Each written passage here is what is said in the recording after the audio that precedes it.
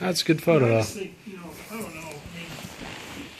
I mean, we all come into this situation with our own perspectives. Right. And I think, my perspectives work inside healthcare and social services and stuff like that. So I see totally different situations. Right.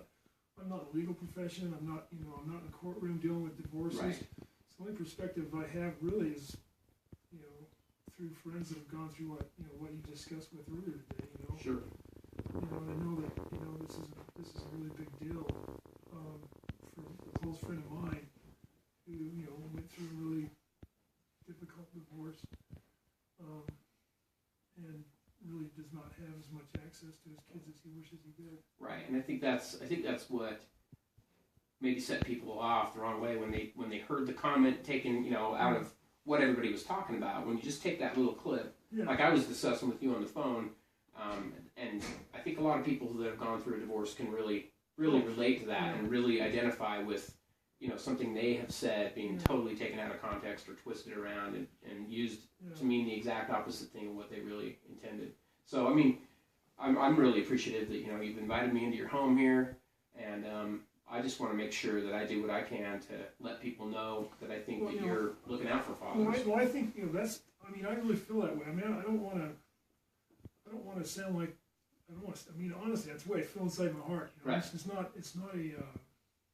It's not just a superficial something I'm saying just to please people. It's like, I've watched what my friend's gone through, and it's been pretty tough. Right. And the other things the things I really worry about is people, the whole responsibility issues. I mean, when people want to be responsible, man, they should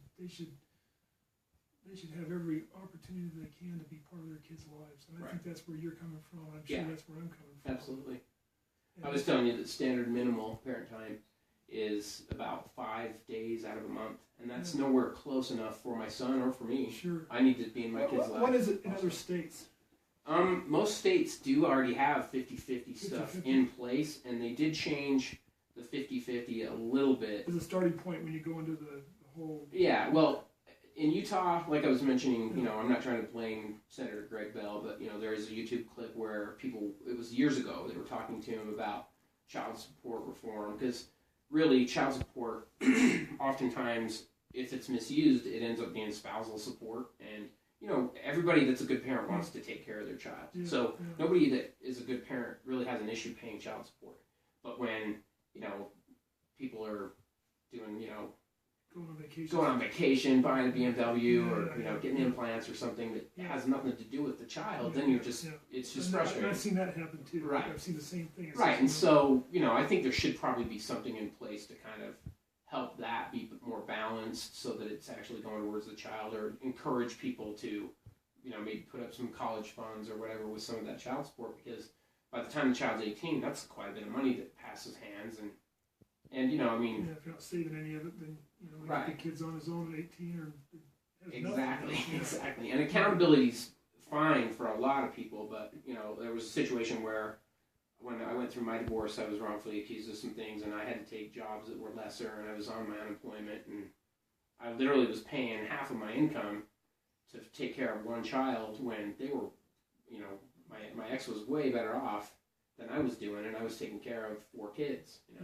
And so it's frustrating, because you're just going, my other kids can't eat, but my one child is getting a lot of money, and then I'll see him with, shoes that need replacing, and I'm not trying to nitpick everything with my ex or anything. We're getting along great, it's been years since my divorce, so. But the thing that people, when they're talking about that adoption bill, we've known about the struggles with Rob Manzanares and Christopher Carlton and all those people that have had just a horrible go, where their kids literally were pretty much legally stolen from them through manipulation of the law, which is why that bill was so important. Well, that's why, and after I better understood the bill, it's obviously I voted for it, Right. It wasn't like I had a problem with the bill. I mean, how we did, I remember discussing it in committee hearings too, and it's like, I think that as you learn more about situations there are people in and why the bill's there. I mean, why did Senator Wyler want to run the bill in the first place? Right. And that's those kinds of things are pretty. Once you understand that, you get a different perspective too. I mean, what people don't understand, I think, about legislators is we don't know everything. Right, for sure. and we vote on literally, I think there were 700 bills this session. We didn't. It's very tedious. Well, we didn't get to see them all. Most of them we didn't get to see until their final version came on the floor. I mean, because a lot of them just die in committee or die someplace. You don't spend your time studying all 700. You wait till they're going to be close to the floor before you can look at them. Right. And so I think that's kind of the other thing we come into is when we come to floor debate. Sometimes we're not totally prepared to understand exactly what the implications of the bill are too. So I think and that there may be a big group of people that desperately need that change. And you may not know, you may not even be aware of that. Which obviously, that's kind of except for my one friend that kind of talks to me about this business. I don't have a lot of insight into what it's like to be. Except through living through his experiences, that's the only person I really have that's talked to me about this. Until the last 3 days. Right. Which and if anything, it's kind of a good thing because you've had an amazing outpouring of people contacting you, myself included, to say, hey, what did you really mean? What did you really mean by this? I was the man. Yeah. Well, so I think what will happen is I think this will raise the level of dialogue in the community. I think I looked at it, when I realized how many people I offended, waking up. Well, Friday night I kind of got an idea of what was going on, but by Saturday morning it was pretty clear that I offended a lot of people. And when I figured that out, it's like,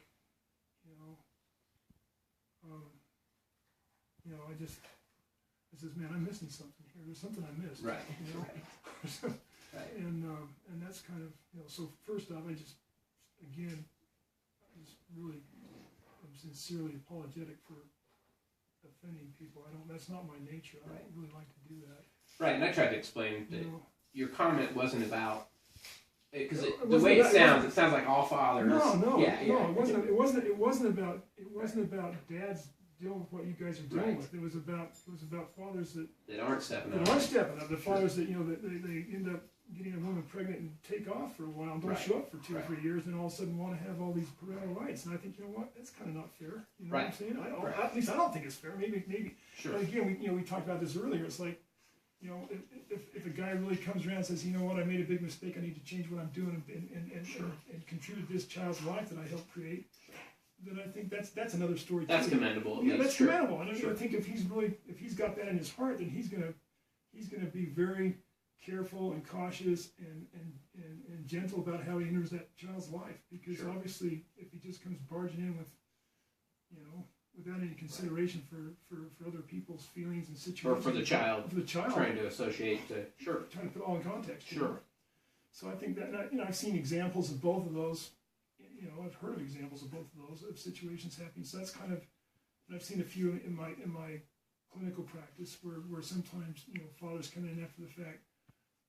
If they're not careful how they do it, can cause a lot of really hurt feelings. And so that's kind of where and that's because your background's you're a psychiatrist. Well, I do some mental health. I'm not a board certified psychiatrist, but in Cache Valley where I live, we don't have enough psychiatrists, so I end up practicing some psychiatry. So I end up taking care of some kids, and adults too. Mostly adults actually that have all sorts of horrendous problems in their youth. So you probably are very aware of how kids have a hard time adjusting without having a father in their life. Big time. Right. So so that's why I look at my own life and say, what would my life be like if my dad was not in my life? Right. I understand that very well. It's just like I can't even imagine. My father and mother were so different from each other, and they had totally different roles in my life. They weren't like these two people that were the same. Right. My dad was an authority, a person who expected respect.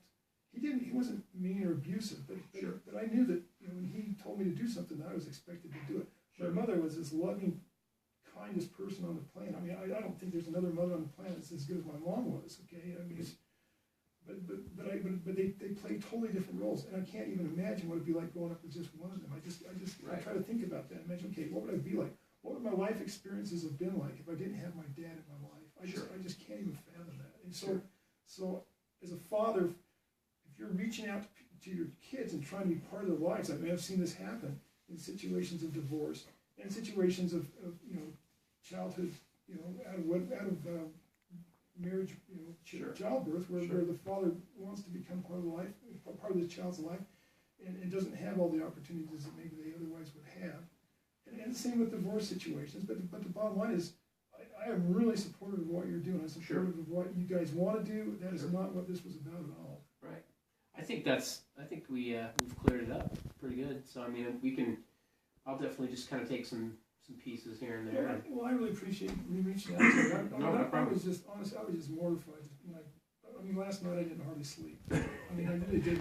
Yeah. I just said, oh my gosh, what have I done? All these people are just totally offended. Well, nobody's really talked to the other representative. The statement he made was kind of, if you didn't sit there for 8 hours and hear everything, you would think, that what? Project TV Nelson's comment? Yeah, because he said something like, and he's a family law attorney, so he's got he's got a little more background in this stuff. Sure. But I mean, I don't know. And the other thing was the bill. I mean, if you actually read the bill's more about ratcheting down on women who are trying to escape. That's exactly father the right to be involved in their lives. Right. So all the people that have been anticipating it, trying to culture it, when they heard that comment, they were like, "Are you kidding me?" Yeah. I understand that now, but I didn't. Which misunderstandings happen. It didn't even occur to me at the time. Yeah. So I mean, because those struggles have been going on for years with some of those fathers. You know, John Wyatt.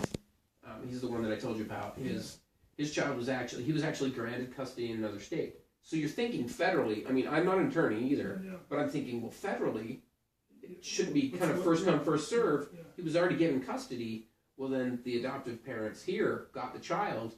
He still hasn't even ever seen that child. And I mean, you'd think that they would go, hey, he was awarded custody, not applied for custody, not was thinking about it, feels like it's a good thing to do. I mean, he went to the courts. He did everything right. He was first come, first serve. And they still have his child. And you'd think that the adoption agency should be forced. I was thinking, well, there's got to be some law in place that would say, okay, adoption agency, this was a mess up. You need to find them another child. You need to make this right, make people whole somehow, and fix this situation, and not charge them all the whatever fees to be able to get them a different child. Don't charge them for your mistake. Right, and that's why his case is so hard for me to wrap my head around, because it's not like the child had already grown up with a different couple. This was before the child was adopted by the Utah couple. So how old was the child? This was when the baby. I mean, he knew what was going on, but he was just barely enough behind that he couldn't stop her from coming out to Utah and staying in a hotel and giving up the baby. And so the child. He's from a different state. The baby was just like. Yeah, the baby wasn't even born. Yeah. And he realized, okay, well, she's at the hospital. He was searching all these hospitals. I can't imagine going through that. I mean, I already know what it's like. I tried to, and Chris Carlton, his child, the ex told him the baby died, that it was a boy. She totally, and that's what the adoption agencies were encouraging them to do. Just tell the father the baby. Oh yeah, they covered all this on KSL. They did this huge investigative thing. I can send you a bunch of these links in your email. Please do. Sure. Please do. And so Chris Carlton, he served military. I don't know if he was a Marine or Army or what, but this is a guy that's fighting for people's freedoms before it even gets to be voted on. And literally, he was told that the baby died, and it turned out to be a girl, and that baby is actually adopted by somebody else now. He's had the hardest struggle. Rob Manzanares is at least seeing his child, but he's sharing custody with his ex's brother. So if you can imagine, his ex's brother's adopted parent. His ex's brother adopted the child. Oh wow. Yeah, which I can't even imagine what that would be like. I mean, I already have a tough time kind of sharing parental responsibilities with even my ex-father-in-law, who's my boy's grandpa, which he's a great man, don't get me wrong, but sometimes I'd need to cut his hair or whatever, and it would kind of irritate them that I was cutting the hair when that was kind of grandma's role before she passed. And, so, and I was like, well, he's my kid, I need to cut his hair. These things happen to everybody, but I can't imagine having to share custody with my ex's brother, and he spent over almost $500,000 trying to get his child back. And I mean, these are these cases that are just unbelievable, and they'll really just break your heart when you hear all the details. You're just like, are you kidding me? So it's definitely needed to change. This law, as I understand it, based on I got some Twitter tweets from I think it's Doug Wright? No, It's Dan. Dan Duell? Sure. Dan Duell, and a few tweets on him, but he kind of suggested this had been watered down or something like that, this building watered down. Well, I'm sure they wanted to do that to get passed. Sure, right, and we understand that, but I mean, I think what he's saying is that it got watered down from what they initially wanted because the abuse has been so rampant and so bad. We only know of these high-profile cases where they're really fighting and they're in the news. I mean, there's probably scores of them. There's 28 and probably growing. The last I heard was 28, and I know the guy personally. In Utah. Yeah, 28 fathers, and LDS Services even got many and growing because it was a racketeering. It was one of the RICO. RICO stands for racketeering, and it was fraudulent adoption, which in the laws you can't get your baby back, but you can sue for money. Well, they want their baby. They want their child. It's not about the money at all. And if I were to try to put a dollar amount on my relationship with my children, it would be a ridiculous amount because you couldn't replace that. You know, you can't replace those first. You can't go to the store and buy that. Exactly. Exactly. So. Well, I really appreciate you coming through. I got your Facebook message this morning. It was just a relief of it. Give me a call. Yes. Well, then you called me instantly, and I saw the 435, and I was like, "Oh man, you called me a couple minutes after you got my message, so it's pretty impressive, you know." Well, I really did not sleep last night. That's how bad I felt. I just, oh my gosh. Well, hopefully, you know, I'm gonna do what I can to get the word out there. Well, I appreciate it. And again, I'm happy to help. You know, Senator Weiler, if you guys. Sure. I'm not the attorney. I mean, he's really sharp. He knows his stuff, right? Yeah. They both, Wes and he both went to the same school. Yeah. So they kind of know each other. Yeah. So I would not ever try to assume that role, but I certainly can help in the House. Sure. And I can, because that's kind of how things work.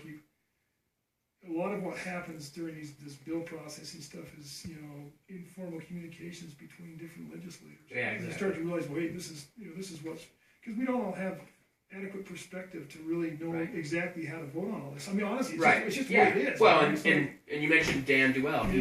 He's obviously further removed from immigration than myself, where my wife's from a different country. Yeah. I'm going to know more about the immigration process, and not to complain, but I wish I had $10,000 that we've spent on fees and attorneys and everything to put towards a house. I'm still renting an apartment, So, I mean, but then again, everybody wants to come to America. You can't just make it so easy that we'd be flooded. We have big problems. Right. The problems we have right now.